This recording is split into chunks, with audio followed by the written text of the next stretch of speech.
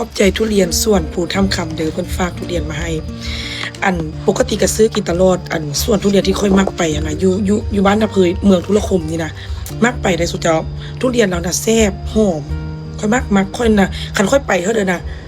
ก็จะซื้อเท่าละ5-6 หน่วยมาไว้กินแต่รอบนี้ยังบ่ทันได้ไปเทื่อยังบ่ฮู้ว่าสิได้ไปบ่เนี่ยลูกค้าวันนี้แบรนด์เจ้านางเด้อเบิ่งสาธิตจะมาโปอกให้เบิ่งว่ามันจะได้เนื้อที่งามบ่แต่ว่าฮับหองซื้อมาแต่ละเฮือนะผู้อื่นซื้อไปก็เห็นกับเจ้ารีวิวหลายๆนะสุเจ้าส่วนทุเรียนผู้ทำคำเดียวผู้ใดที่ว่าอยากสั่งน้ำเพิ่นนะสุเจ้าเดี๋ยวเขาจะพิกัดให้เด้อพิกัดเฟซให้เพจให้นะลูกค้านะจะสั่งก็ไปสั่งน้ำเพิ่นใดอย่างสินะเดี๋ยวมึงเขาจะปรับความไวบอกนี่ทำไม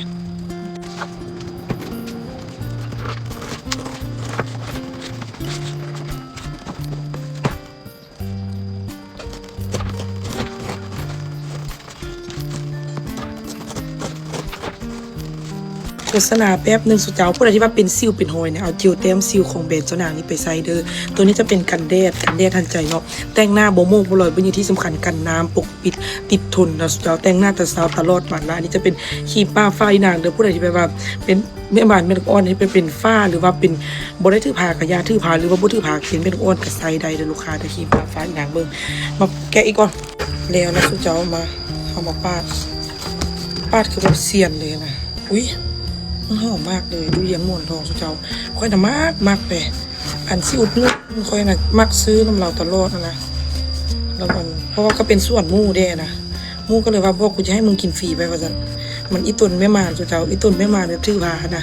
มันอยากให้น้องแฟดได้กินมันว่านะเดี๋ยวแปลงของมันมันอยากให้น้องแฟดได้กินมันว่าพวกกูจะฝากไปให้ลูกมึงกินซะว่าจันแต่ค่อยก็เลยอาศัยกินน้ำลูกว่าสิจ้ะครับว่าย้อนลูกก็คือบ่ได้กินมันน่ะพอยอได้กินตลอดแปลว่าเพื่อนกับฟ้าให้กินได้เขาก็ซื้อได้นะเพราะว่า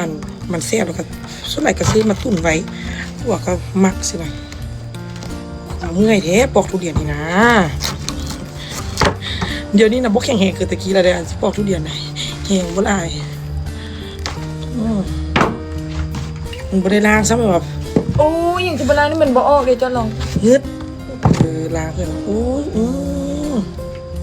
งามที่งามมากสุเจ้าเดี๋ยวงามที่งามมากทุเรียนเนี่ยสุเจ้าไม่ให้คิดเบิ่ง